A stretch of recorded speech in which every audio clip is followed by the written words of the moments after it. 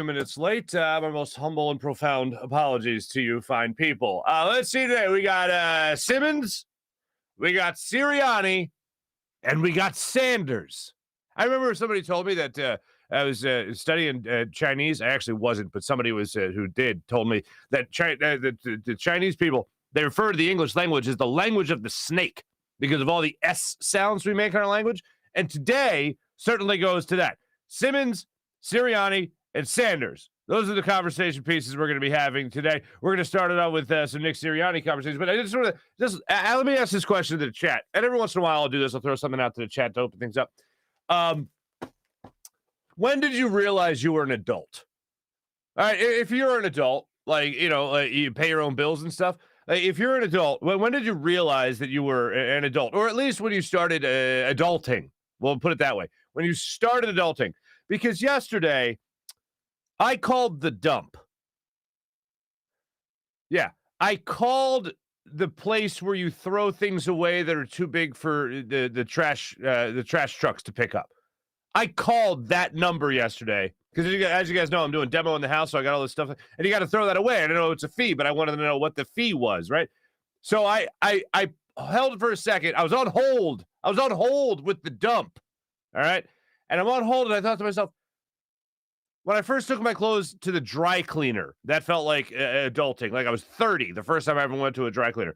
And I was like, oh, this is the most adulting I've ever felt. I had a kid when I was 37 and 36 maybe.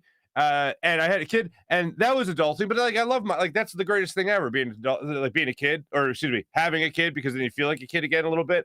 So that didn't really even do it for me.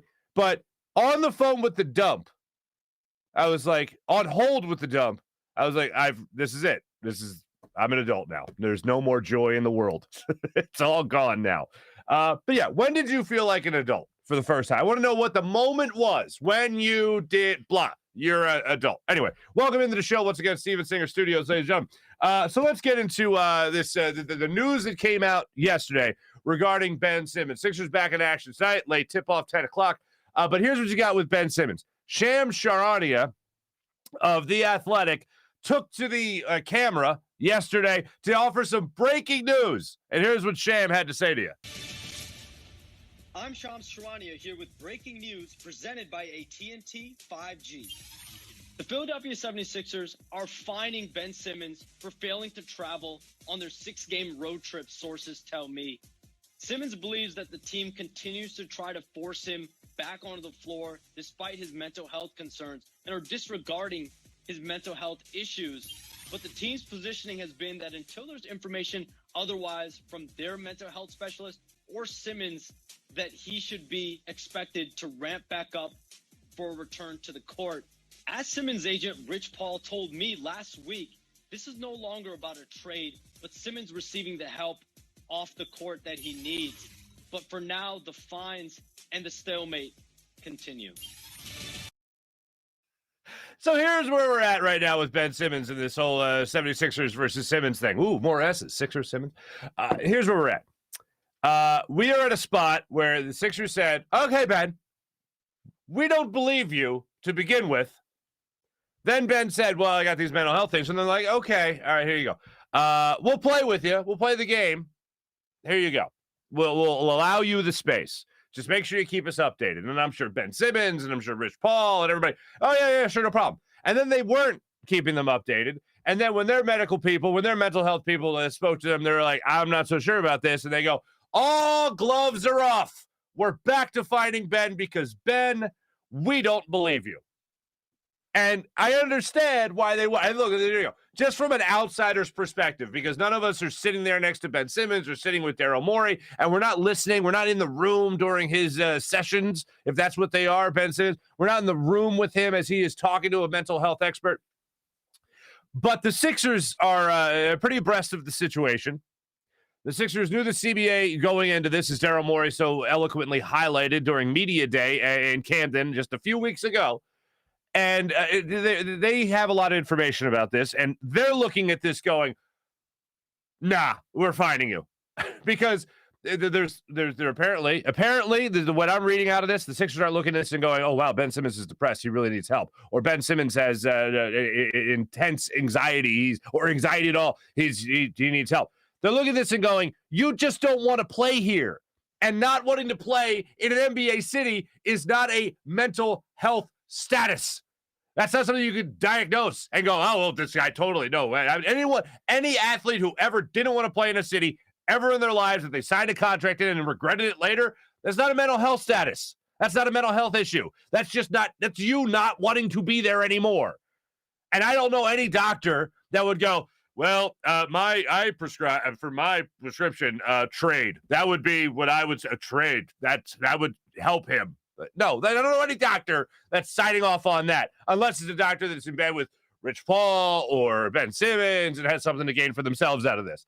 The Sixers are as close to this situation as you can be, and they're looking at going, nope, we're fighting him. If they believed him, they would stop fighting him. They would realize that with all the wonderful strides we've taken as a society with mental health and being compassionate and understanding about it now, you would think they go, well, we're obviously not going to find him. We're going to get Ben all the help he can. He's going through something right now. He's got a lot going on, this, that, and the other, whatever it is. And they stop fighting him. And so that's not the case. And furthermore, from just the outsider's perspective here, the fact that makes this such a tough pill to swallow here is that throughout the entire summer, we didn't hear any of this about Ben Simmons. All we heard was he didn't want to be in Philadelphia anymore. We didn't hear anything about mental health. If you're Rich Paul, if you're Ben Simmons, you know that if that's really the case, if it's not something that's just conjured up last minute when he started losing money, you would let the Sixers know that ahead of time. And the stories, by the way, the stories of, not even the stories, but Doc Rivers going out and talking to Stephen A. Smith before training camp started, before everybody reported to Camden. And Stephen A. Smith asking Doc Rivers about Ben Simmons. And not just the famous quote after the game, Game 7 against the Hawks, can you win a title with Ben Simmons? I don't know, right? Even before that, he had said that they had spoken to Ben. Ben right now didn't want to be in Philadelphia. Not Ben Simmons can't play because of a mental health issue. Ben Simmons didn't want to be in Philadelphia. That's all that they could gain from any conversation with Ben Simmons. And then the other things that leak out about how Ben, it's not his job to fix his trade value and all that other stuff leaks out. But a mental health concern doesn't? That's pretty tough. That doesn't pass the smell test by a lot of people's standards, including the Sixers, who have resumed finding Ben Simmons. And according to Shams, the Sixers right now are looking at it and going, well, we're going to be taking some money again. And Ben Simmons apparently is taking this as they're trying to force me to play. No, they're trying to hold you to your contract because none of this adds up. I was wondering this last night. So we all remember the day that Ben Simmons got thrown out of practice. Well, the day before, he was supposed to, it was possible that he was going to address the media. The Sixers said he was either going to speak on a Sunday or a Monday, I believe it was. I think that's how it worked out. Days of the week don't matter. It was one day or the other. And basically what happened was it was announced that Ben Simmons was not going to speak. Okay, fine. Which meant that he had to speak the next day. Let's say it's Monday. And Monday's the day that Doc Rivers throws him out of practice, when after that practice, he was supposed to address the media. Two things. One, the obvious. What if Ben did address the media? What would Ben have said? What would Ben Simmons have told us regarding his status, his mental health status, about wanting to be in Philadelphia, about what his teammates said, about wanting to go visit him, but he said no thanks, which Joel Embiid confirmed when he addressed the media on media day. What would Ben have said? What would he have said about all this? Would he just give you the I'm here so no one can find? Or would he said, look, I got a lot going on in my personal life that I just ask you guys to respect, and that's all I got. And then people would probably respect it. But instead, he got thrown out. So the second thing in this is, what if Ben wasn't thrown out of practice? This is the safest bet scenario. He would have found a way to get out of that media session, even if it meant taking a fine. I don't know if it's structured the same way it is in the NFL, but he would have found a way to either say nothing in that press conference or not have a press conference, or even, a media session, Because as we saw everybody else, Joel Embiid, Tobias Harris, Tyrese Maxey, Matisse Thybulle, everyone was just there on the court answering questions from the media with the basketballs dribbling in the background. My biggest pet peeve, by the way, in probably all of media relations sport, is the press conferences, media sessions at a basketball court while everyone else is shooting around and the balls are dribbling and all that stuff. And you're like, what? I can't even hear the answer. Can't even hear the question. But anyway, that's where the Sixers are right now with Ben Simmons as they partake in this, or get underway, this 6-game road trip, which I said would be the perfect time to play Ben because you don't have to play him in front of Philadelphia. Everybody's dug in here in their stance. I give the Sixers till the I honestly give the Sixers till the All-Star break. That's how long I'm going to allow this to go on before not allow it, but before my head explodes, basically is where I'm at right now. Moving on. I still think he wouldn't have spoke. He would have found a way. Not if he didn't get thrown out of practice, he probably would have found another way to get the hell out of that media session. Moving on. It was a vicious hit from Justin Simmons on Dallas Goedert. And yesterday, Nick Sirianni addressed the media where he talked about Dallas Goedert, talked about Devontae Smith, talked about the running back rotation, talked about Jalen Hurts. And there's a lot of good vibes about Jalen Hurts. But first, medical update on where Dallas Goedert is at and what Nick Sirianni thought of the hit from Justin Simmons on Dallas Goedert. Dallas is in the concussion protocol. Those hits happen a lot of times. I'm not here to ever question the integrity of another player or anything like that. Like those happen. Like you're going in there and you're going to get a hit, and Dallas goes to the ground, and the guy's coming in, where his head is named normally. Was probably perfectly fine, but then as Dallas goes to the ground, it becomes an illegal hit or illegal whatever. And so I'm never going to question the integrity of the player. I have a lot of respect for Justin Simmons. He's a really, really good football player, a phenomenal tackler. And he showed a lot of good open field tackles yesterday. And I think he's first class player in person as well, of what I know of him. So I'm not going to ever question that. We always look at stuff. We always have a list of questions that we want to ask the referees after the game, just so we can help our players, teach our players. But hey, they got a hard job. The referees got a hard job, and they got to make those things. We always talk about this in our coach's office. Like we have that remote in our hands, and we can slow it down really slow, right, to show what's happening in that play. They got to make those decisions and split, in game, with the speed of that game. That game moves so quick. And so, we always want to know some things like that happen in the game with officiating questions, so we can teach our guys how to play the game right without being penalized. So, did you ask about that play? Is that one of the things on your list as to what you can do with your players going forward to avoid somebody else getting knocked out of a game and going into concussion protocol the way Dallas Goedert did in this particular game? Is that it? Was that on that list? I hope that's what you were implying, because if I'm a head coach, I'm going, I'm sorry, what the hell was this? And I do think it's a rather bold stretch. I find it interesting when people try to really read into body language of a player. Oh, he's moping around, whatever it might be. But when it comes to vicious intent, it's really hard to say vicious intent when it comes to football, of all things, because it's a pretty rough sport. So I don't think Justin Simmons had any ill intent. Like he was really trying, it's Dallas Goedert, I'll get him. I think it's an unfortunate coincidence of what happened on the play. But still, I've seen plenty of unfortunate coincidences with other players where there's been helmet-to-helmet contact or a blow to the head and they throw a flag. So what is the standard? By the way, Hugh Lamont Douglas III will be joining us on this fine Hugh's Day morning. And Hugh will break it down for us as to what he saw on that hit. Now, he was a defensive player. If you remember, he for all the kids that didn't see it, he ripped Jim Miller's arm right off. Just ripped it off in that divisional playoff game, wild card playoff game. Just ripped it right off his body and swung it around like a lasso and threw it away. And they got a penalty for it, believe it or not. Anyway, so hopefully Dallas Goedert's okay. Hopefully he gets through protocol, and hopefully he's ready to play come Sunday. So we'll see how that all plays out. But Nick Sirianni never said whether or not that was one of the questionable calls or questionable plays that happened in the game that they're going to need an explanation from the officiating committee on. So hopefully we'll get an explanation a little bit later. There's two things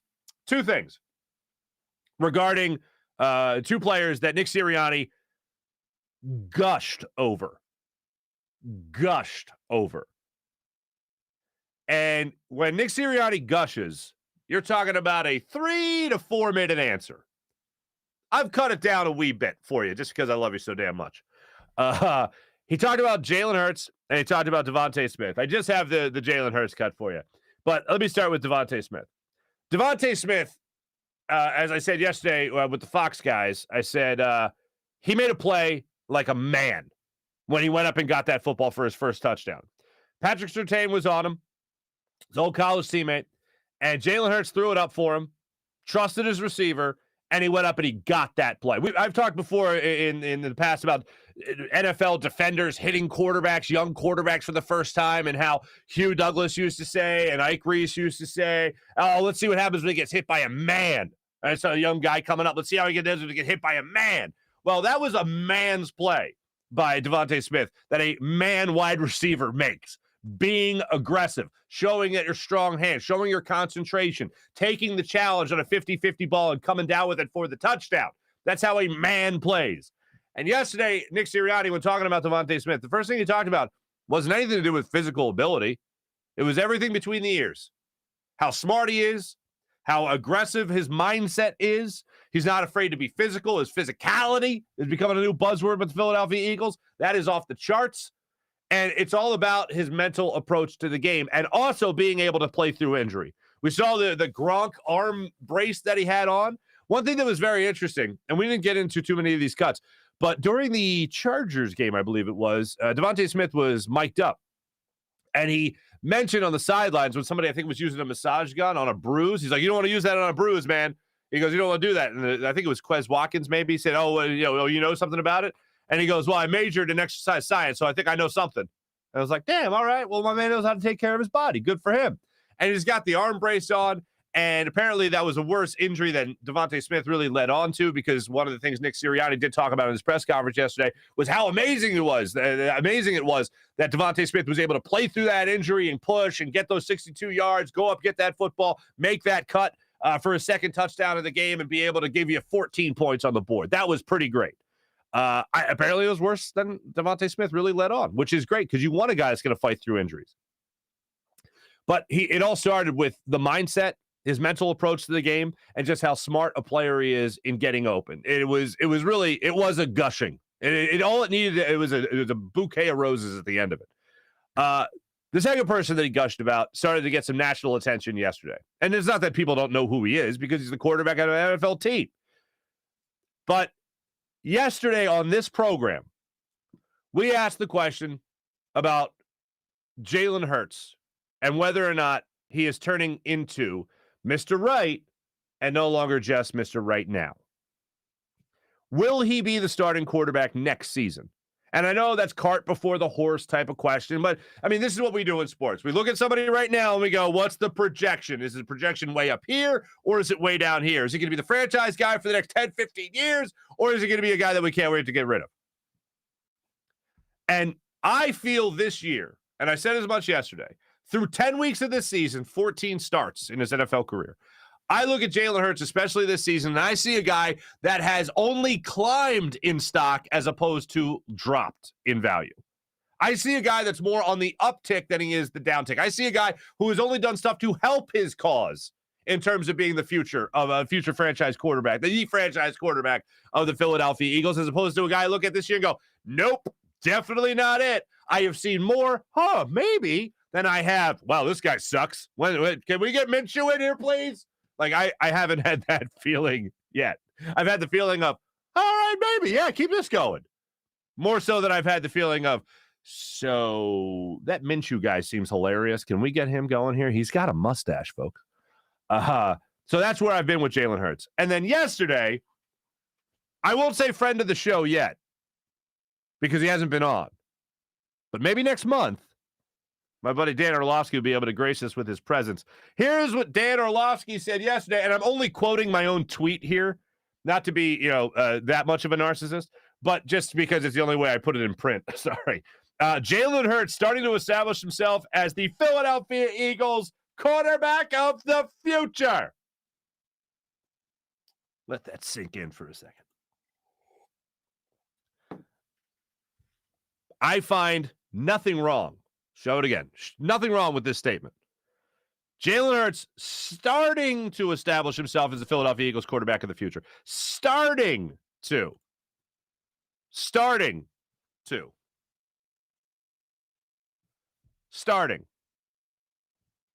I agree with that. It's not give him a 10-year deal right now. Make him the highest paid. No. He's starting to establish himself, and I 100% agree with that. And then you could also look at some of the other things that came up yesterday. These are from Dave Spadero's article on PhiladelphiaEagles.com. Our amazing graphics team put this together. Over the last 3 weeks, and we know the competition. They got the Lions, the Chargers, and then obviously the Denver Broncos. Jalen Hurts, first with 187 rushing yards. These are among NFL quarterbacks, obviously. Second with a 102.6 passer rating. Third with 8.2 yards per passing attempt. Eighth with 36 total first downs, so he's moving the football. And then top 10 in the NFL. Tied for ninth, actually, with a 66.7 completion percentage. Yeah, I'd say, albeit, you got to take into consideration the competition, but if he would have sucked against the Lions, if he would have thrown 3 interceptions against the Chargers, if he would have had 5 picks thrown and a fumble against the Broncos, hey, when's Minshew coming? How soon can we try to trade for Russell Wilson, Aaron Rodgers, Deshaun Watson? Is that whole thing? Is that cleared up yet? No? Okay. All right. Panic. Are we drafting somebody? Pickett? No? Okay. That's where those questions really start to fly around. Now, the other thing that comes into this is way outside of Jalen Hurts' control about whole quarterback of the future thing and whether or not he's at least going to earn a job after this year as a starting quarterback of the Philadelphia Eagles. And it really has a lot to do with the aforementioned names I just rattled off for you. Russell Wilson, does he want to come to Philadelphia? Yeah, I don't think so. Aaron Rodgers, is he going to look at the last couple of years in his NFL career and go, hey, you know what would really do it for me? Nick Sirianni. You know what really do it for me? Howie Roseman. You know what really do it for me? Jeffrey Lurie. Is that what Aaron Rodgers is going to look at? Is he really going to look at Philadelphia and go, that's where I want to be? I don't think so. Okay.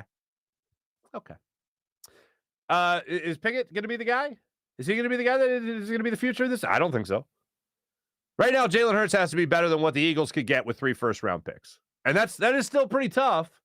And if the Eagles are even looking at the Deshaun Watson thing, if you go into the summer, for instance, and you're thinking, not even the summer, excuse me, you go into the offseason, and let's say over the next couple of months, Deshaun Watson is now holding a grudge against Miami, the place he really wanted to go, because they wouldn't trade for him at the trade deadline because they're waiting to see, as every other NFL team is waiting to see, what happens with his own legal issues. Maybe Deshaun Watson's like, well, screw Miami. I don't want to go there. I doubt it, but this is the hypothetical world we're living in right now, at least during this commentary. And he says, all right, you know what, maybe it is Philadelphia. Is Jalen Hurts outplaying what Deshaun Watson could bring you if everything gets thrown out, which I doubt it will? Again, living in a vast hypothetical here. Is he going to outplay what Deshaun Watson could bring you? For me, I'm still sticking with Jalen Hurts. Thanks, but no thanks. I am good on the Deshaun Watson. Russell Wilson, come on down. You want to be here, buddy. Aaron Rodgers, come on down if you want to be here, buddy. But that's it. There's nobody in this draft I'm looking at going, man, this Jalen Hurts guy, can't wait to kick him out so we get these guys in here. That's not happening yet. So Jalen Hurts has at least done that this year. Climbed the mountain a little bit as opposed to falling down to the valley. That's what I'm seeing so far from Jalen Hurts. And I just hope he keeps pouring it on. I'm hoping he continues to play the way he's been playing. And I'm also hoping Nick Sirianni continues to coach the way he's been coaching. Here is Nick Sirianni gushing about his future franchise quarterback. Now, the question, just to give us a little bit more context, the question was from Rob Motti of the AP. And Rob Motti's question was, some people are saying Jalen Hurts hasn't earned the right to be a franchise quarterback yet. What do you say? And that's basically the response. What would you say to those people that say Jalen Hurts ain't it? Here is Nick Sirianni on that. Yeah, watch the last 3 games, and that's the biggest one right there, right? And so, you know, you look at, he started, is it 13 or 14 games? I'm looking at Bob right here. 14 games now. And so, you know, you start that many games and you know, in the other rookie quarterbacks in this class, again, again, I'm not even really thinking about them, but all the rookie quarterbacks in this class, what, are about 10? It's about 10 or 11 or 10 right now, at the most, 9 or 10. And so, like, you know, it just got to me, it's like, well, he's still a rookie, right? He's still in his rookie season. And essentially, if you count the amount of games started, and all I see is improvement every day, and from him, because again, it starts with the type of person that Jalen is, and how much he loves this sport, and how much he loves his teammates, and how tough he is, and he doesn't make the same mistake twice, and so I just see his arrow completely pointed up. I think we've all seen the way he's played, the way he played yesterday. You know, again, when we got into the second half, we kind of took the air out of it a little bit, and we played a little bit style different, the way our defense was playing and the lead that we had. But if you look at that first half of the way he played, he was doing some things yesterday that really were special. The play he made to Dallas Goedert is a big time football play. And I think if you look back and you look maybe 5 weeks ago, I think that he probably tucks that and runs and maybe gets 10, right? Yesterday, he stepped up in the pocket. He stepped up with two hands on the football. I mean, and look how good he's done taking care of the football just as far as interceptions and fumbles, right? He steps up in the pocket, he rips through, he slides in the pocket, he keeps his eyes down the field, and he delivers a strike across the middle. And so that just, you know, again, I just see him making strides over and over and over again. And that's all you can ask for a quarterback, is keep making those strides, especially one that's only made 14 starts. But he also goes to a lot of, yes, the physical intangibles you just heard about, which is great. But he also goes to a lot of the mindset, a lot of what's between the ears, and how he's evolving in that way when it comes to protecting the football, like you just heard there, or it comes to what you heard Devontae Smith talk about, what Jalen Hurts talked about himself, and what Nick Sirianni talked about on the first touchdown to Devontae Smith in this game against the Broncos, where they were looking for that particular play for Devontae Smith. It wasn't there on two other occasions on that drive. And finally, Jalen Hurts recognized something that he could exploit and was able to execute that play for the first touchdown to Devontae Smith.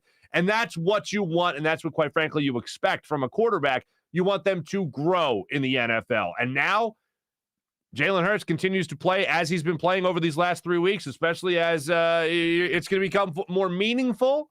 I'm not going to say it's going to be against better talent, certainly better than the Lions, but I'm not going to say that it's going to be against better talent, but it's certainly going to be more meaningful as you're trying to earn a wild card spot to get into the NFL playoffs. And remember, 7 teams from each conference making it into the playoffs, one extra team than normal, as we all know. So it'll be interesting to see how this all plays out. But Jalen Hurts, he goes 5-2 the rest of the way, gets you to 9 wins, possibly gets you into the playoffs. Because right now you're bundled up now with those Saints who are coming to town, with the Falcons, a team you've already beaten. So you're looking at this whole thing, this grand scheme of things, saying whether or not Jalen Hurts can look at these next 7 games and get this team to 5-2. 9 wins is probably what it's going to take. Could be 10, which they'd miss out on. But man, 5-2 is the goal right now for the Eagles. 2-1 in their last 3. Go 5-2 over their last 7 games here, the next 7 games. And this team we could be talking about as a playoff team. There's hope. There's meaningful games in December, most likely. Let's get to that point. Go ahead and do that for me, Jalen Hurts. Please keep this going for as long as possible. Finally, there's a conversation that's come up here that's a little bonkers to me, a little bonkers. And this is how Jordan Howard has to be the starter when Miles Sanders is back. And, okay, here's where I'll agree. Miles Sanders it's going to take a minute for him to get back into game shape, right? So, yes, Jordan Howard, I want to see him start things off. Boston Scott and Miles Sanders. I want that to be the 3-headed monster, if you will. A little smattering, if you will, a little smattering of Kenny Gainwell. But I'm not going to miss him with these 3 guys playing the way I think they can play. And Jordan Howard continuing the way he plays. And Boston Scott, the same thing. And Miles Sanders, who I always think has been a phenomenal Pro Bowl talent in the NFL. Unfortunately, doesn't have the numbers because he doesn't play in an offense that really bodes well for a running back. The way the Eagles have played over these last 3 games bodes well for a running back. So, yes, Jordan Howard, when Miles Sanders comes back, probably will be your number one guy as Miles Sanders works himself back into the lineup and works himself back into game shape and all that. But I know everyone's saying, oh, Jordan Howard's a hot hand. You got to ride him. And I'm fine with that. However, I am really eager to see Miles Sanders play in an offense that is this hell-bent on running the football. Two guys, Boston Scott, Jordan Howard, 80-plus yards rushing. Yes, please, and thank you. I'd love to see Miles Sanders thrown in the mix. What were we all saying when we were watching the Lions game? Oh, Miles Sanders must be pissed. No, he was loving it because he can't wait to get back and play in an offense like this. An offense, wait, hold on a second. Running the football is the priority? Get the hell out of here. Miles Sanders never seen that in his career, his young career, but he's never seen it. I want to see Miles Sanders in an offense that features the run as much as the Eagles are featuring the run. I want to see him on screens. I want to see him run between the tackles. I want to see him run the football. I want to see if this is the opportunity Miles Sanders has really been waiting for. Who was I don't want to misquote, so don't quote me on this, but was it Nate Burleson that came out and said Miles Sanders is one of the worst running backs in the league? I think talent-wise, no BS. I think talent-wise, Miles Sanders is one of the best running backs in the league. Numbers-wise, he's never had the opportunity to really prove that. Hopefully, over these last 7 games, when you get him back, he'll be able to show you just how talented he could be. Coming up in a minute, we're going to let you hear from Hugh Lamont Douglas III. But one last thing with Nick Sirianni and running the football. I've always wondered this, and this was a big thing with Deuce Staley while he was here in Philadelphia. For all those years as the running backs coach, I remember going back to Chip Kelly talking about how come you didn't use this running back or that running back? I remember being in Carolina when Chip Kelly was giving his news conference, and I was sitting there in the news conference, and I'm listening to him speak, and I go, he just totally threw Deuce Staley in under the bus. He just under the bus with you. And the question was, why aren't you using this running back? Should be using this running back? And he goes, well, that's Deuce handles the running backs. All right, head coach, way to pass the buck. And then same thing under Doug Peterson, except not that egregious, where it was Deuce's call with running, organizing the running backs and who goes in when. I would think if I'm a head coach, I would call plays for a certain running back and want him at a game at a certain point of time. So this is a little behind the scenes view of what the Eagles do on the sidelines between Nick Sirianni and Jamal, their running backs coach. Take a listen to this. For those, again, you do ride the hot hand as you go. And as we're calling the game, as Shane and I are calling the game and going through it, that's something that is left up to Jamal in a lot of senses. But and so because he's got the feel of what's going on in there. But there's also plays on our call sheet, and it could be anywhere from 10 to 15 plays out of all the plays on your call sheet. It could be more than that, where I'm in 11 personnel and I want 14 in the game. And so that's dictated out before, or I'm in 12 personnel and I want 24 in the game, and it can be like any of those. So sometimes, yes, it's done throughout the week, and sometimes it is the feel of the way the game is going. And so, yeah, that's the answer, is that we handle it both ways, Zach. So I'm pleased with the way the running back rotation has went. Obviously, we've been running the ball well. That's great.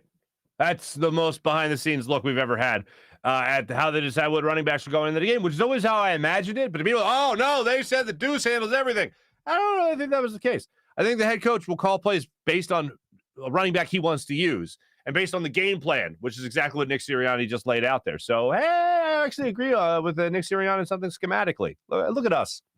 Look at us. Hugh Douglas joining us in just a second, but right now at the Steven Singer Studios, we'd like to tell you, go to Steven Singer, the other corner of 8th and Walnut. Got the holidays right around the corner. People are going to be running out of inventory. Not at Steven Singer. Already well-stocked Anita diamond stud earrings. These things are beautiful. Bought them for my wife a couple of years ago. She loves them. Under $270, by the way, which, if that sounds familiar, same price as last year. A lot of diamonds in demand right now. A lot of inventory in demand. Steven Singer fully stocked for the holidays. So make sure you take advantage of all that Steven has to offer with these amazing diamond stud earrings. Anita cut diamond stud earrings for under $270. They're absolutely incredible. No sales, by the way, no discounts at Steven Singer Jewelers. Just the perfect price every single day. No sales, no discounts, no BS either. Steven's real diamond studs are flawless to the eye, near colorless, and come with his famous full value lifetime trade-in guarantee. You can trade up your diamond studs anytime and receive exactly what you paid towards a new pair. And all that with the unbeatable 100-day, 100% money-back guarantee, making it no-risk shopping early for the holidays. Go now to IHateStevenSinger.com. That's IHateStevenSinger.com. Always fast and free shipping with Steven Singer Jewelers at IHateStevenSinger.com. One place, one price, the perfect price every single time. Steven Singer Jewelers, IHateStevenSinger.com. Without further ado, let's ask Hugh about this whole adulting thing, and also get his takes on what the Eagles did this past week against the Broncos. Without further ado, let's jump on the Rothman Orthopaedics guest line, talk to our friend Hugh Douglas.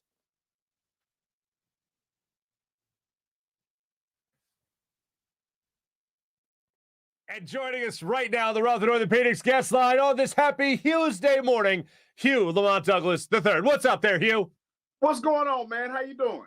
I'm doing fantastic. You know, just as a complete aside, because I started talking about this a little earlier, you know the phrase adulting? You know, like, oh, I'm adulting today. You know that phrase? Yeah, I hate that. Yeah, I hate doing it. Yeah, I hate to. Yeah. See, I love the phrase too. I love the phrase "hate the act" because it's like it implies that I'm not an adult. It's just that I'm playing the role of an adult because I look like one, sort of, and I'm playing that role, and then I'm just going to go back to being a kid again soon. So that's why I like that term. But I caught myself doing something today that was the most adult thing ever. I called the dump. Uh-huh. So I'm doing some demo in the house, and I called the dump to find out if I had to pay to dump building materials, which you do. I was just kind of wondering how much it was, and no one could give me a straight answer. Yeah. But I had to call the dump today, and as I'm on hold at the dump, I'm thinking to myself, this is by far the most adult thing I have ever done. Like raising kids, you're a dad, it's great, but like the most adulting thing I've ever done is definitely calling the dump. Well, you know what? I have to disagree with that, Marc. You know the most adult thing that you've done and been doing for a long time? What's that? Paying damn bills. Now, that's the most adult thing that you do is pay bills. Like, that's one thing that I remember. But the good thing about it, I don't know how it was with your parents. My parents used to complain every month about paying bills and about how much, something is expensive. The light bill's expensive. Who has all the lights on? Why is the electric bill so high? The gas bill. We don't do that anymore. You know what I mean? Because we understand in order to be, to be comfortable, you're going to have to spend some money somewhere. So you just spend it a little bit probably differently than your parents did. But that's the most adult thing that we've been doing since we've been considered adults. Since we've started our adulting. Yes. Yeah. So, hold on real quick. On that note, because this has come up recently in a circle of friends in our conversation, Hugh Lamont Douglas II, was he like Joe Farzetta when it came to the thermostat? Because my dad was like, don't touch the thermostat. Never touch the thermostat. Do you remember? Yeah. Yes. Why is it so cold in here? Why I told you keep the thermostat on 65 or whatever, 70 something. Right. Don't keep it above that. See, me, it's different. I run the fan and I always keep it cold. So if you come into my home, even when it's cold, I like it cold. And so I tell anybody that comes to visit, like, hey, it's a little cool in here. It's going to be a little cool. You and I both run hot. I will say that. You and I both run hot. Yeah, all right. Definitely. I'm glad to know that our fathers definitely shared that trait. I think a lot of fathers share that trait. I know I'm going to share that trait. Because that correlates. When you touch that thermostat, that's more money spent to keep the house warm. You know what I mean? So you keep it at a nominal temperature where, ain't nobody freezing to death, but you're comfortable. You know what I mean? It's better than being outside. That's basically what it was. I hear that. All right, we're on the same page as far as that goes, my man. Do you you mentioned Bills, so yeah. But let me ask you this: I want to transition to football and Dallas Goedert and that hit we were talking about before I hit record on here. You saw the hit. Dallas Goedert going across the middle, comes down with it, becomes a runner, gets tackled from behind a little bit, and then Simmons comes in over the top and wallops his his helmet. And Dallas Goedert is now in concussion protocol, as we know. Nick Sirianni said it yesterday in his press conference. So when you see that hit, does illegal jump out to you? What jumps out to you about that hit? Being a former defender, that was a little excessive. Like, that was unnecessary because he was already going down. you got to learn when to pull up, man, because we're trying to keep everybody safe. You know, we're playing a game where, you know, a lot of guys, they're having issues after their playing days and things of that nature. I just feel like you could have been a little bit smarter in that play. I understand it's a heated game. Don't know the scenario in which that play happened, where they already behind or whatever, if you're feeling some kind of way, but he's still your brother, even though he's wearing a different jersey. You know, I always talk about, hey, if you ain't on my team, you know, it don't matter, whatever, but you're still in a fraternity of brotherhood. You got to take care of one another, man. So that's the first thing that comes to mind. Is like that probably was a little bit too much. You could have accomplished what you wanted to accomplish, and it looked like you did accomplish what you wanted to accomplish without putting that hit on it. I agree with you wholeheartedly there. When it comes to the taunting rule in the NFL, it seems like every year there's something that happens where we're talking about the taunting rule. For a man who played the way he played in his day, what is a taunting penalty? What to you would make you as an official go, oh, now that's taunting? What would that be? You know what? That's kind of hard to say. I think that, you know, if you go over the line, if you be a little bit excessive, real excessive, then I feel like, you know, running around the field, doing the Hulk Hogan 55 times or something like that, that's being excessive. If it becomes an issue where it's impeding the playing process and stuff like that, that's when it becomes an issue. But if you make a big play and your teammates celebrate with you within that a few seconds of that big play happening, that's not taunting to me. That's celebration of a big play, sacking the quarterback, kicking the door in, like I think the Eagles did when they came to town here in Atlanta, when they sacked Matt Ryan. That, to me, I thought that was one of the coolest celebrations that I've ever seen, because that was a group celebration. So I don't have a problem with that. But I think, who was it got in trouble a few weeks ago? We did a karate kick. I think it was a linebacker? Yeah, the Bears. Huh? Yeah, the guy for the Bears. The Bears. Oh, yeah, that's right. It was the Bears. I'm sorry. He did it like a karate kick, and they said taunting. Really? I thought that was the coolest thing. I thought that was one of the coolest celebrations ever. But, you know, the refs are trying to clamp down on that, and they're just calling ridiculous stuff. I think the reason they called it was Massey, I want to say was his last name. He went over, Cassius Massey or Marsh or something like that. He started walking over to the other team, to the sideline, as they were walking out onto the field, because it was a third down play and they're about to punt. And that's when I believe Tony Correnti was the official, and he threw the flag and also gave him a hip check. Yeah, I did see the hip check. I thought that was a little bit too much. Right. And the ref looked like the ref was already going for the flag when he gave him the little hip check or whatever. So it's one of those things, man, where, you know, I mean, I know they're trying to police the game as best they possibly can, but I remember growing up, some of the celebrations, they used to sell that in a VHS. Remember the football follies or whatever? Yeah. Some of the coolest celebrations. I remember back in the day where the NFL used to celebrate the hits. Oh, yeah, the NFL's greatest hits. There was a VHS. I remember my first time at the Hall of Fame. Yes. Yeah. But they got away from that, and they're trying to police the game. And, you know, the thing about it is this, Mark. The game is still growing. The game is growing. The NFL is making money.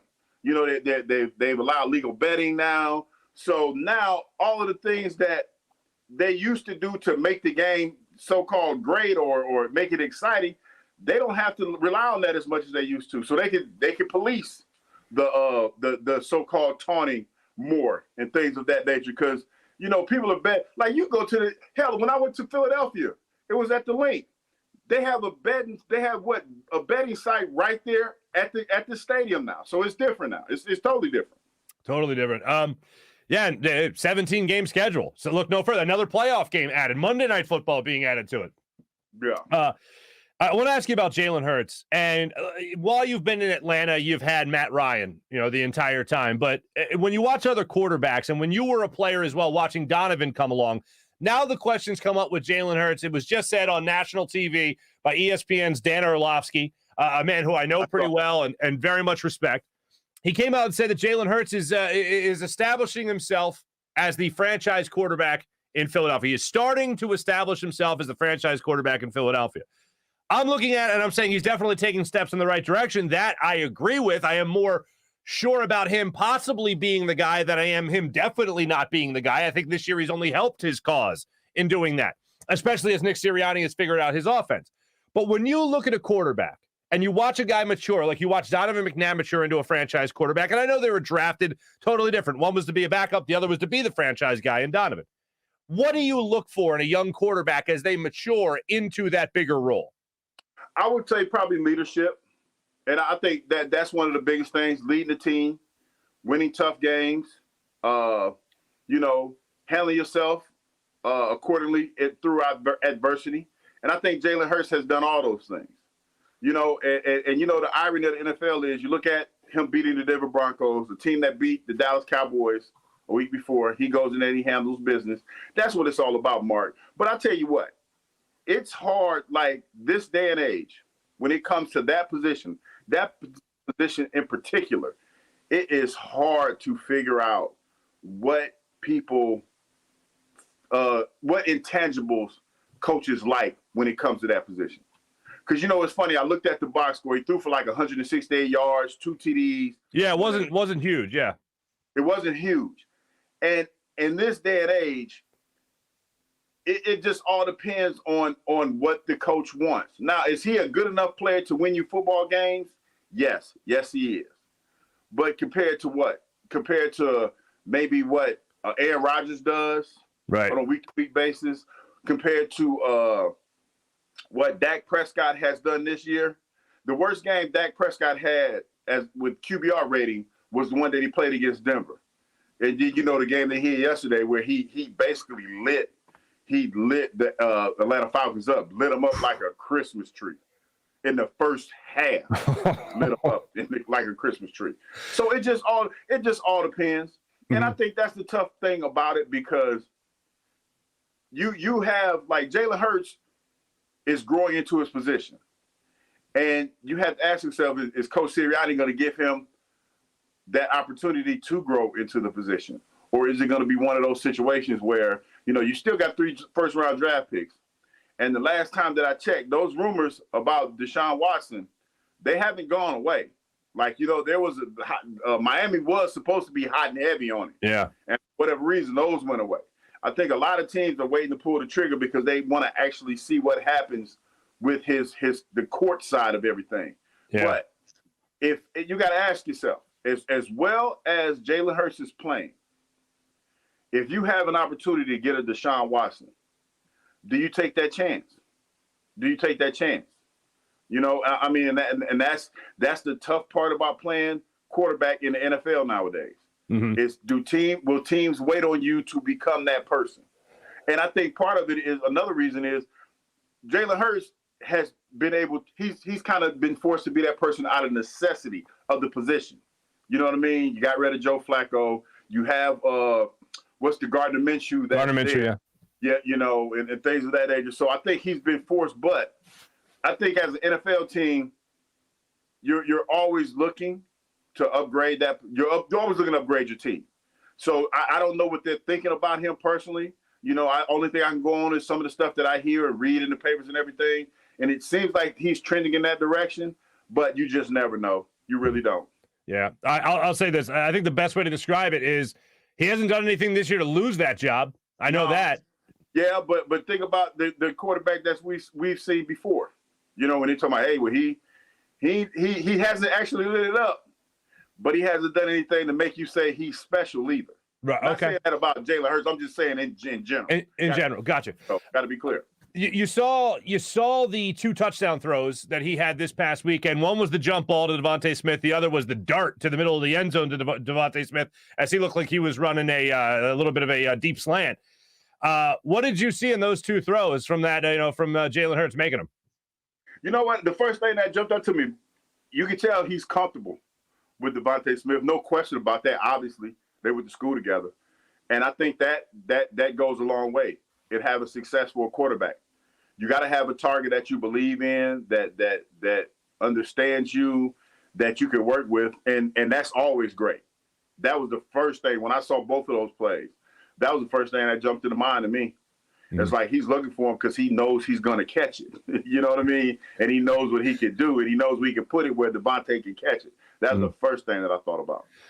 There's another young receiver that the Eagles have, Quez Watkins, who had a great opening week, big play in 2 straight games. So we were all kind of waiting for him to really take that next step and have that be more consistent. It hasn't been. He had a ball go right through his hands right before the half against the Broncos. That was on Jalen Hurts was dotting the I basically from 40 yards out plus, and he dropped it. On the sideline, look, everyone knows the wide receiver is going to be his own. If he's worth anything, he's going to be his own worst critic. Yeah. What goes on a sideline when a play like that happens, especially when it's a young quarterback to a young receiver? Like I was just talking about, Mark, as a young quarterback, you don't tend to want to throw that play again to him because he's not going to catch it. Gotcha. And then you got to think about it like this.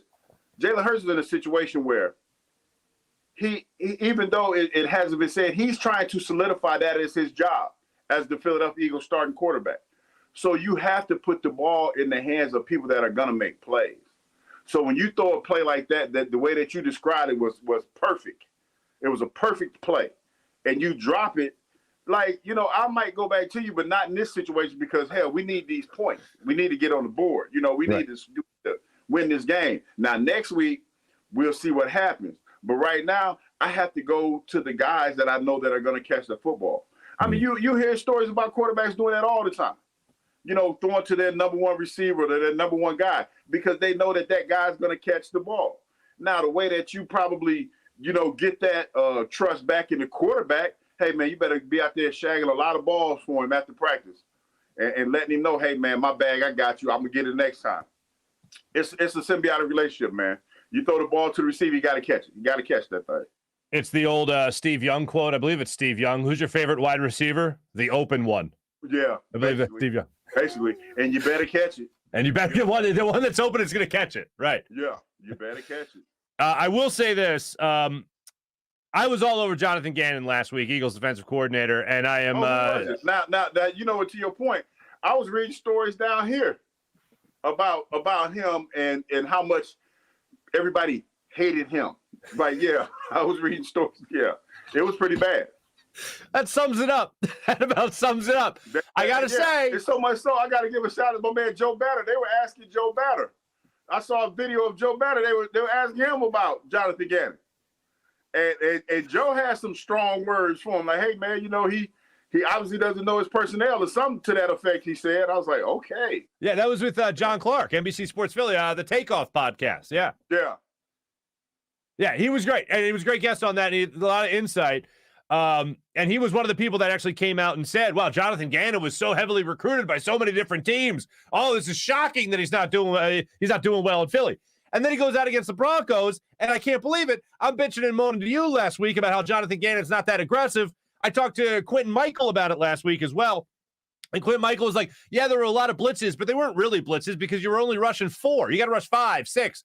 Well, Jonathan Gannon, bless his heart, first and goal from, I believe, the 9-yard line, sends 6. He brought the hounds.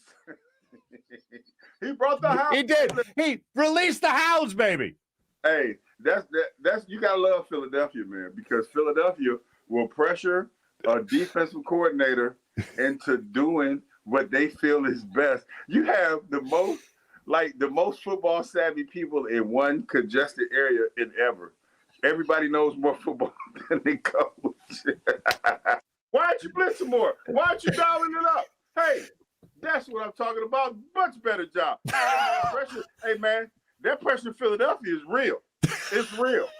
And nobody is safe from that pressure. Nobody. Yeah.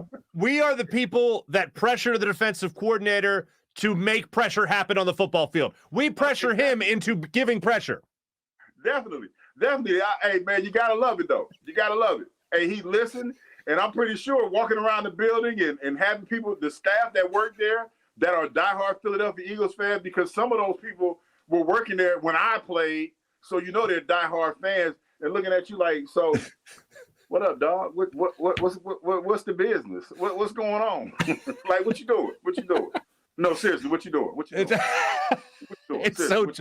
It's so true. And I will say, to this fan base's credit, they were screaming and yelling at Nick Sirianni to run the damn football earlier in the season. Now they're running the football. They've won 2 of 3, which is nice. They got the Saints coming to town for a 1 o'clock kickoff this coming Sunday.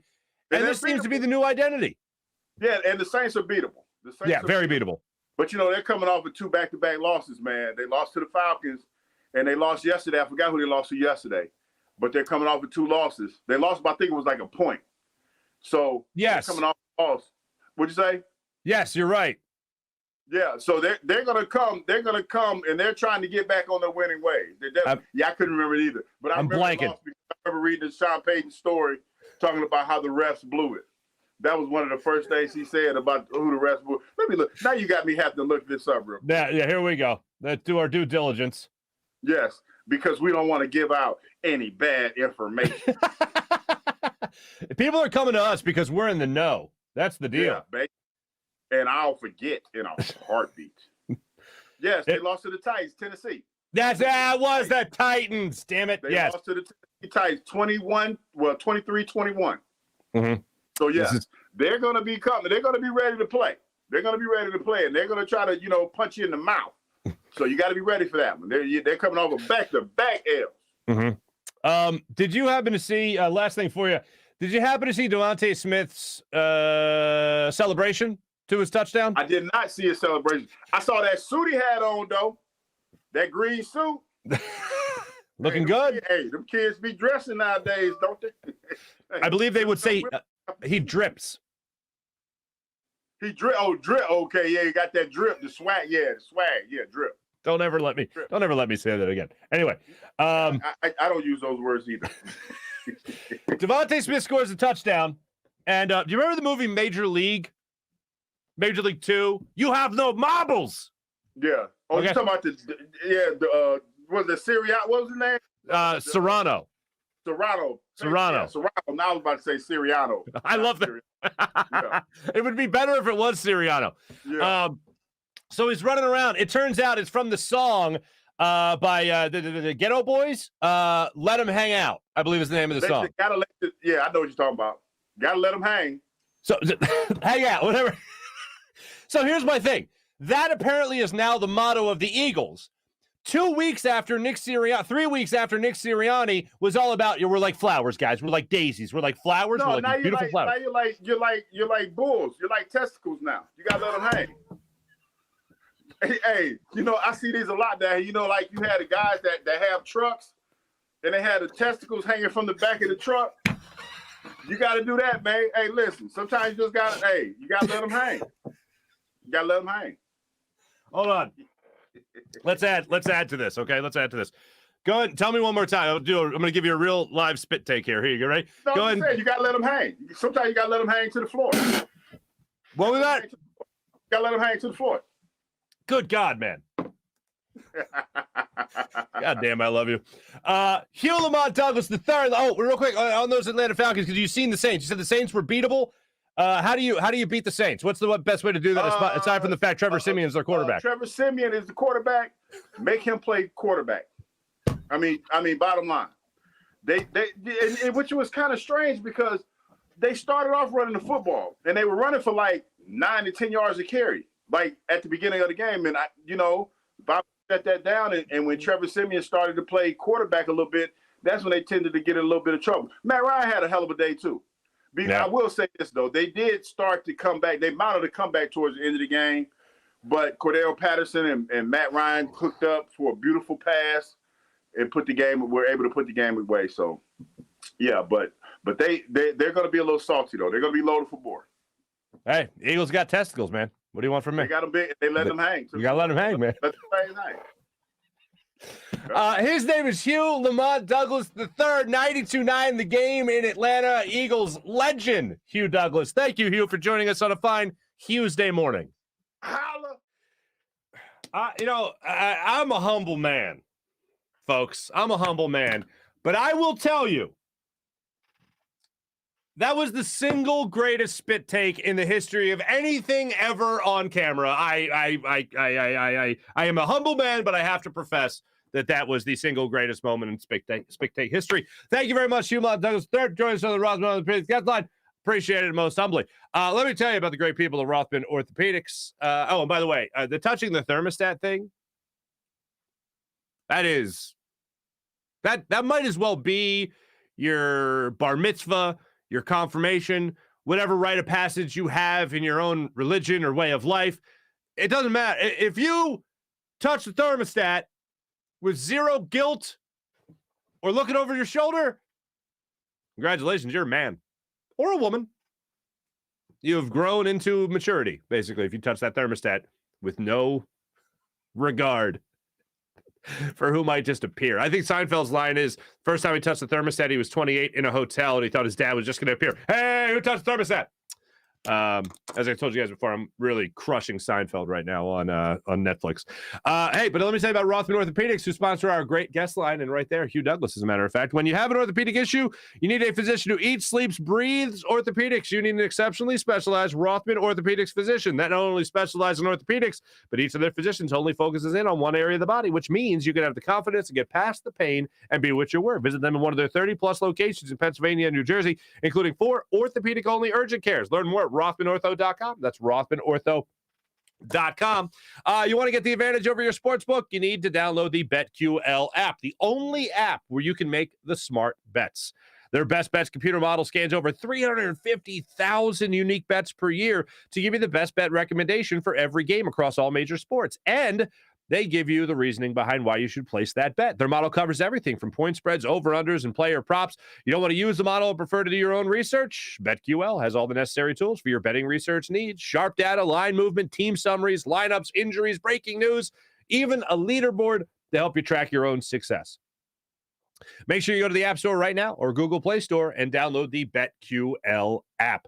Let me tell you about Steak and Maine, steakandmaine.com for more information in the heart of Northeast Maryland. Whether you like to dine in the more upscale steakhouse, the casual bar and patio, their bar is incredible. You can watch a game, have a couple of beers, enjoy a steak. Their dining room is amazing as well. They got the party table in the back. They got freshly prepared sushi for you, folks.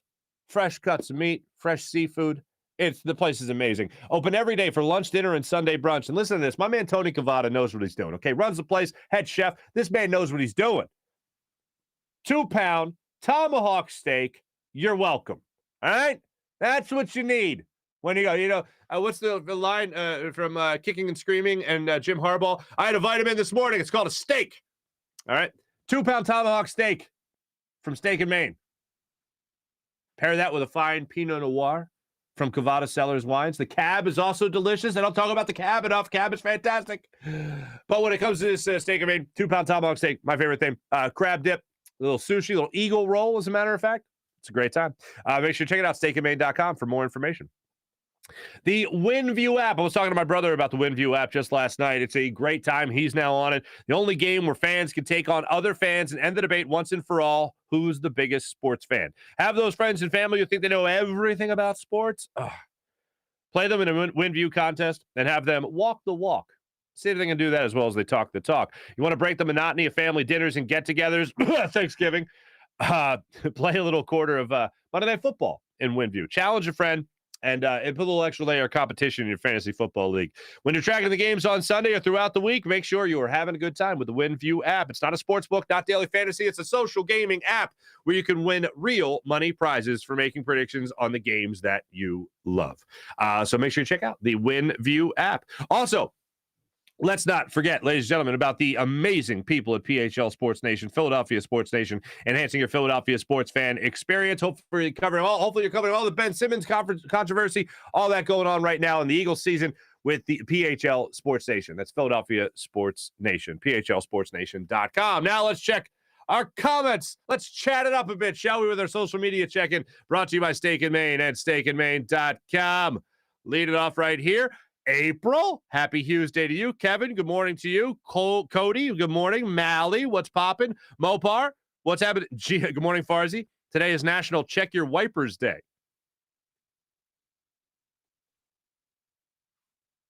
Like on your car?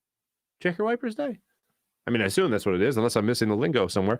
Check your wipers. I'll check my wipers, I guess. Remember going to the dump in Philly when I was a kid. Rats, mice, roaches, disgusting. Mopar, been there. Dak, what's up? When I stopped getting carded. This is when you when you started to feel like an adult. When you stopped getting carded. That I imagine that's worse for ladies. And I only know that because of all the women I know they really noticed it. He didn't card me. You're 40. I mean, dude, if he would have carded with you, I'd be like, why is this guy flirting with my girl? Right? Anyway, I wouldn't have been like that. My wife actually hates how I don't get jealous. I'm like, yeah, I know. She's hot. I married her because she's hot and she got a great personality. But anyway, she's hot. So, yeah, I don't mind you flirting with my wife. It's fine. You want to really freak a guy out. Oh, man. If ever hits on your wife, be like, oh, hey, can I buy you a drink? Okay. See you guys. Weirds them the hell out. What happened here? Farzy, check your waivers. Already did that. Stop getting carded. Dak, apologize. I remember when I became an adult when my wife said I'm pregnant. Ooh, Mopar. That does happen. That does happen. If you've never heard me say this, I'll say then it's the first time I'm saying it. I consider early fatherhood as the greatest joy you can experience in life while having zero fun. Like I've said it many times. Fatherhood is the greatest thing that's ever happened to me. It's awesome. It's just the best. I love it.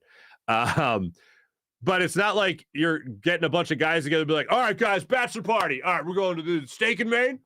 Sponsor tie-in. We're going to do this, that, and the other, right? We're going to do this, that, and the other. And then you know what we're going to do? We're going to change some diapers, right? We're going to change some diapers. We're going to change some blowouts. Like, that's not fun. Having a kid is the most joyous thing ever. Carter, what's up? How you doing? When they sent me home from the hospital with a kid and no instruction manual. April, that's fantastic. Cody, I became an adult when my wife told me she was pregnant, and I asked her,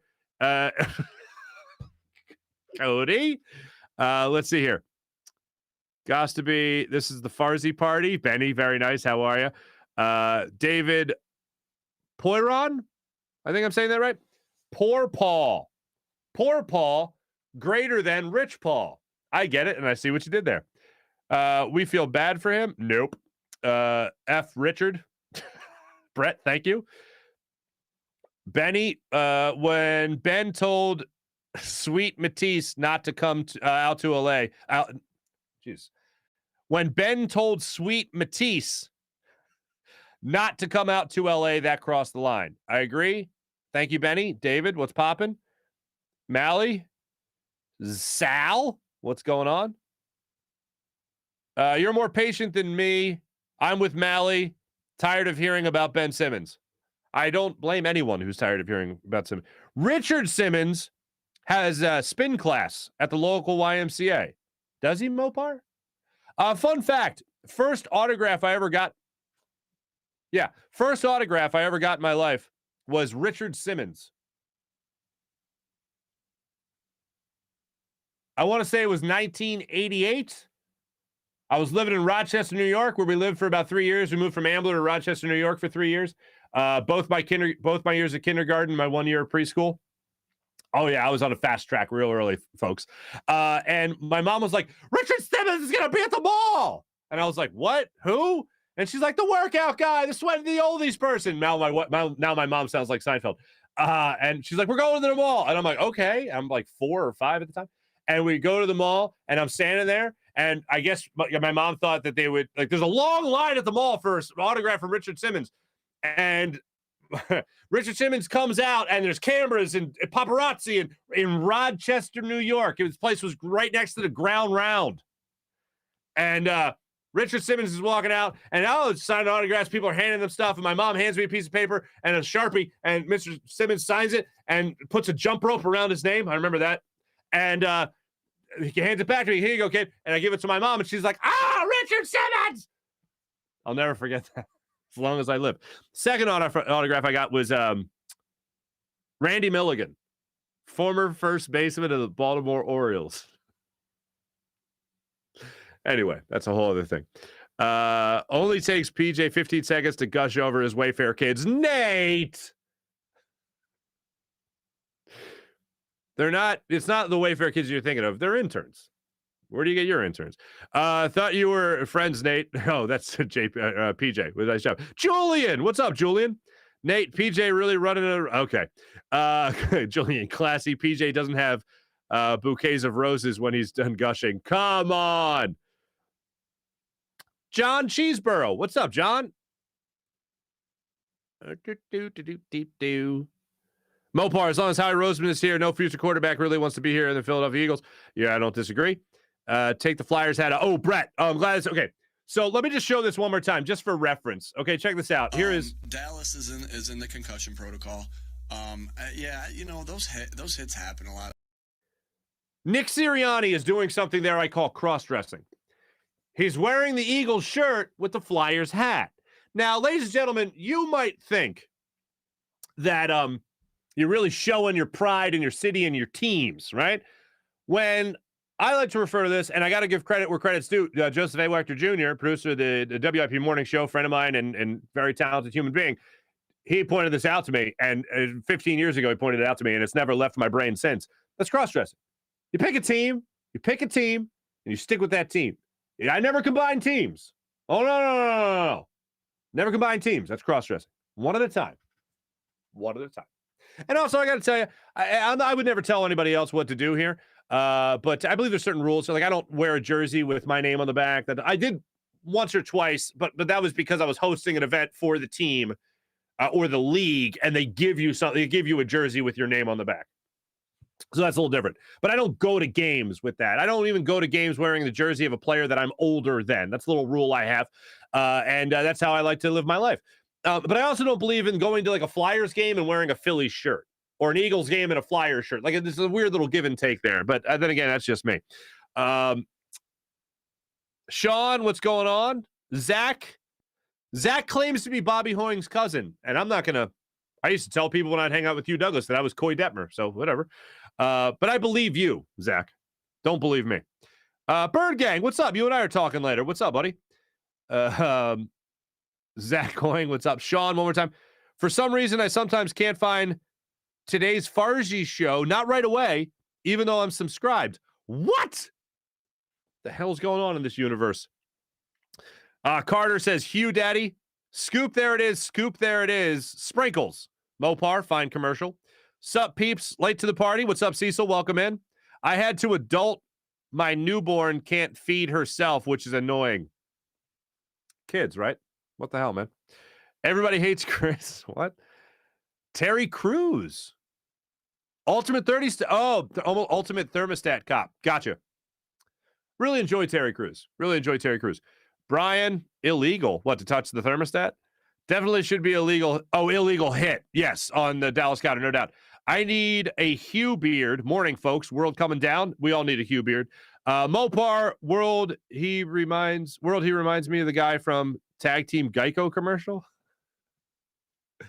Oh, now I get it. Yes, Hugh might look like one of the guys from Tag Team. Yes. They're very good receivers. Reason why Farzy. Oh, that's very nice of you, Mr. Snuffy. Thank you so much. We need Disco Tank back in due time. Thank you, April. Mr. Snuffy. Oh, sorry, overslept. Get back to you guys tomorrow. What's up? Hey, Mr. Stuff. Hey, come on. There's no late at this party. It's digital world. It's on loop. Thanks for the warm welcome, guys. Welcome. Ian, what's going on? Wait, I just missed this name, and I've never seen this name before. What's this name? Give me the name. Ian, Evan. Evan, Farzy, why are you going bar mitzvah first when talking about saving money? JK, we take pride in that. I've never been to a bar mitzvah. I've never been to a bris. I'm not complaining about not being at a bris. But I've never been to a bar mitzvah. I've never been to a bat mitzvah. I've never been to a, I don't know. I don't get invited to this stuff. I'm waiting for my friends to invite a Gentile, as I like to say. Farzy eats 6-ounce fillets. Evan, I don't waste mine. Here's another rule I have that I live my life by. Very strict guideline when it comes to steak. If it's below 20 ounces, I don't got time for it. Pile that on my plate, please, and thank you. Bottle of wine. Oh, April, you got carded last week. Congratulations. That's awesome. Now, where's the name I never saw before on here? I want to welcome this person in. Allora. DeShante Dupree. What's up? Oh, DeShante, smiling, laughing. Titans. They did play the Titans. Thank you, DeShante. Steak and eggs sound amazing. Steak and eggs are amazing. I got Carter last week. April, congrats. Words are hard, Fars. LA is a tough word. I'm a big fat idiot. Richard Simmons, I think he's hilarious. Laugh out loud. I like Richard Simmons. Thank you, Mr. Snuffy. First autograph for me, Reggie White. That's pretty awesome. Sweating to the Oldies, volume 67. Want to crash a bris with me this weekend? Thank you. I appreciate it, though. Wait, I have a saved invite from my man Josh. All right. There we go. Thanks everyone that checked in our social media. Check it, brought to you by SteakandMain.com. Sixers. Damn it. I had this written down. Sixers back in action tonight. 10 o'clock tip-off. By the way, I will tell you, I'm trying for tomorrow to get us a special guest to talk some Sixers with us. Serena Winters. Trying to lock down a time to get Serena Winters on the show. Hopefully that happens in the very near future, like tomorrow, for instance, as I so eloquently buy time to tell you who the Sixers... Is it the Jazz? Sixers playing the Jazz tonight? You know what? I got so many things open on my phone. Yeah, Jazz. That's a TNT game as well. So there you go. Flyers alumni game was yesterday. It looked like a great time. Thank you so much. By the way, the Morning Rush brought to you by Sky Motor Cars and SkyMotorCars.com. Also, do want to make sure I give you this one last thing here regarding the Flyers. There's the one thing I didn't give you. I told you the Sixers start their 6-game road trip tonight. This is called vamping. And I told you how much I like sports, because sports are fun. Sports are a good time. Sports are so much fun. Don't you like sports? Because of how great they are? What the hell, computer? Flames. Playing the Flames tonight, 7 o'clock. I'll be at the Flyers game Thursday, by the way, so I'm looking forward to that. Thanks for watching. Thanks for listening, everybody. I'm Marc Farzetta. Jim Hyder produced the program. This is Buzz Sports Entertainment production from the Steven Singer Studios. I'm Marc Farzetta. Have a great rest of your day, everybody. Take it easy.